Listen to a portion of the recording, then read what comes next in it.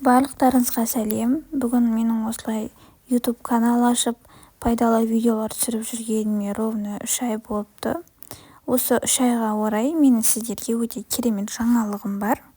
Ол жаңалықты естімей тұрып, алдымен менің YouTube каналыма тіркеліп, лайк басып, маған тіркеліп кетіңіздер. Әлі де көптеген пайдалы видеолар салып отыратын боламын. Көбіңізге менің осы тегін видео сабақтарын ұнап жатқанын байқадым. Маған офлайн курсыма келе алмайтын жандарға мен арнайы сіздер үшін онлайн курс ашып жатырмын. Ол курстың ішінде мен сіздерді түгел бүкіл маникюрге қажетті инструменттермен таныстыратын боламын. Қалай таза, дұрыстап стерилизация жасау керек, сонда үйрететін боламын. Қандай жақсы магазиндерден оригинал және де арзан бағада сатып алуға болады, соларды көрсететін боламын. Және де осы маникюрді қалай таза етіп жасау керек, гель покрытиені қалай түспейтіндей етіп жақсылап жасауға болады. Және де наращивание ногти қатты қиналатын, тепсимен жасап үйренгілерге және де қағазбен жасап үйренгісі келетін қыздарға осы курсты арнадым. Және де бұл курста тек қана маникюр мен наращивание ногти болмайды, басқа да керемет дүниелерді үйрететін боламын. Ол керемет дүние деп тұрғаным, қыздар, сіздер яғни бұл курста бір ғана сертификат алып шықпайсыздар, сіздер 3 сертификат алып шығасыздар. Яғни маникюр, наращивание ногти, Instagram, яғни SMM-шекті оқисыздар, және де өздеріңізге қиналмай курстан кейін жұмыс жасап кету үшін таргет курсты арнап қойдым. Яғни сіздер таргет реклама арқылы өздеріңізге клиент алып келе аласыздар. Бұл курсты мен жеке өзім оқытатын боламын. Команда болып оқымаймыз, куратор деген болмайды. Өзім барлығын қадағалап, тапсырмаларын барлығын қарап отырам. Және де бізде видео сабақтардан бөлек видео урок болады. Яғни сіздермен көзбе-көз видеомен сөйлесіп, не түсініп жатсыздар, не түсінбей жатсыздар, барлығын сұрап, қателіктеріңізді дұрыстап көмектесіп отыратын боламын. Енді ары қарай менімен байланысқа шығу үшін описанияға өзімнің WhatsApp нөмірімді қалдырып кететін боламын. Соған жазып, толығырақ курс жайлы білулеріңізге болады. Ал енді қазіргі уақытқа оралайық. Мен мына жерде мрамор дизайнын жасамақшымын. Сіздерге қазір қалай мрамор дизайнын жасаймын, соны көрсетемін. Басында не істеп жатқанымды сіздерге түсіндірмедім, себебі бұл уроктарды мен сізге көрсеткен болатынмын. Менің бөлек қалай обработка жасау керек өзім каналымда видео шығып тұр. Инструменттермен таныстырған тоже видеоларым бар. Каналыма кіріп, соларды қарауларыңызға болады. Мен обработка жасамас бұрын үнемі осы ұнтақты қолданамын. Бұрын бұндай ұнтақты ешкім қолданбады. Және де қазіргі клиенттер бұл ұнтақты қолданғанды ұнатпайды. Енді не үшін ұнатпайтынын мен әзірге білмедім. Әзірге клиенттер анықтап айтпады. Ал енді өзім не үшін қолданатынымды сіздерге айтып өтейін. Когда біз обработка жасаған кезде кейбір клиенттердің тырнақтарының еттері іші тершең болып тұрады. Тершең тырнаққа обработка жасалмайды. Ол жерде обработканың орнына бостан-босқа біз клиенттің пластинасын бүлдіріп тастаймыз. Пластинасын қырып тастайсыз етті ашудың орнына.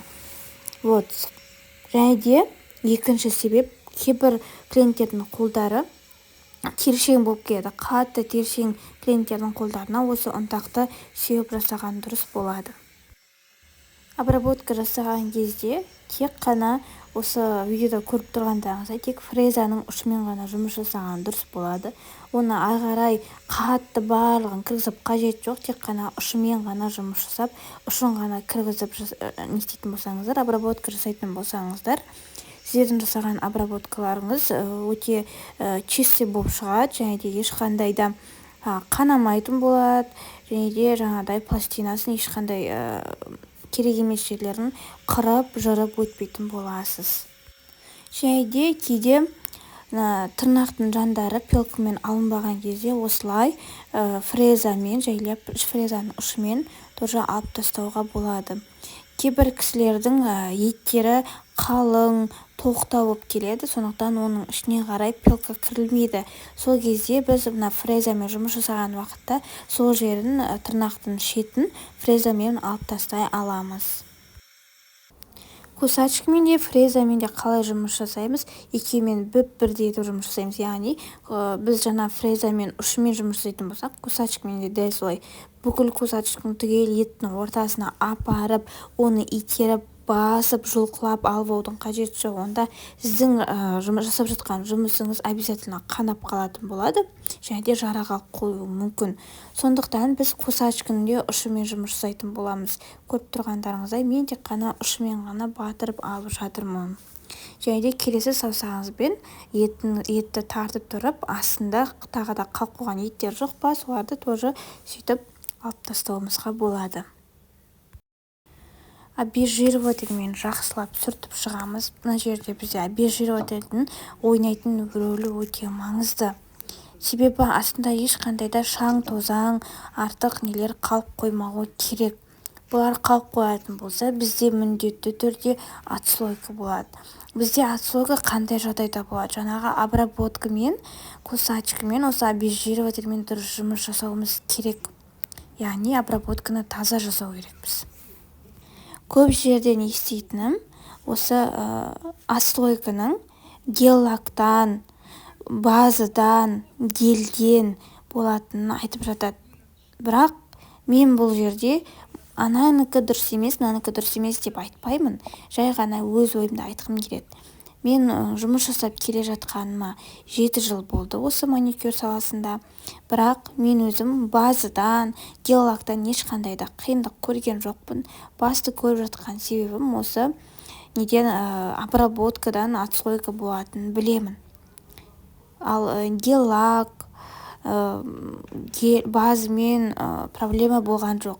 Енді бұның астарын жақсылап ашып түсіндіріп айтамын мен өзімнің курсымда. Барлығын жақсылап үйренгілеріңіз келетін болса, осы YouTube сабақтан басқа менің курсыма да келіп, қарап, білім алғандарыңыз жөн болады. Енді мен мына жерде қазір необычный нені жасап жатырмын, мрамордың суретін жасап жатырмын. Бұл мраморды салғаннан кейін үстіне база жағып, тағы да мрамор жасап, тағы да база жағамыз. Сол кезде біздің мраморымыз көрінер-көрінбестей, және де андай слегка көрінер-көрінбестей нежный, әдемі болып тұрады. Енді мен қандай гельдер, қандай базалар қолданатынымды комментарийда сұрайтын адамдар бар. Соған жауап бере кетейін. Мен база көбіне қолданбаймын. Себебі қазіргі уақытта база мен қолдану әдісі өте төменге түсті деп айтуға болады. Яғни база дұрыс кеппейді. База наоборот тырнақты бүлдіреді. Сондықтан базаны қолдануды жөн көрмеймін. Мен тек қана гельдермен жұмыс жасаймын. Және де бұл гельдерді қандай фирманың гельдерімен жұмыс жасаймын, қандай фирманың лактарын жағамын, соның барлығы мен өзімнің курсымда айтатын боламын. Сондықтан сіздердің комментарийларыңызға осыған сәйкес комментарийларыңызға жауап бермей жатқан болсам, онда тікелей менің курсыма келіп біле аласыздар. Менің осы курсымды Шымкент қаласынан, Алматы қаласынан алғысы келіп отқан қыз-келіншектер болса, сіздерге жақсы мүмкіндік туындап отыр. Мен осы 2024 жылдың ноябрь айында Шымкент және Алматы қаласында боламын. Сіздерге жақсы мүмкіндік. Осы курстың ішіндегі таргет курсын мен сіздерге офлайн үйрететін болам. Яғни осы маникюрді қалай реклама жасау керек, қалай өзіңізге клиент алып келе аласыз, барлығын офлайн түрде үйрететін боламын. Сондықтан осы мүмкіндіктен айырылып қалмаңыздар, үлгеріп қалыңыздар. Және де менің YouTube каналыма тіркеліп, өздеріңіздің жақын достарыңыз болса, осылай оқығысы, үйренгісі келіп жүрген таргет курсын жіберіп қойыңыздар.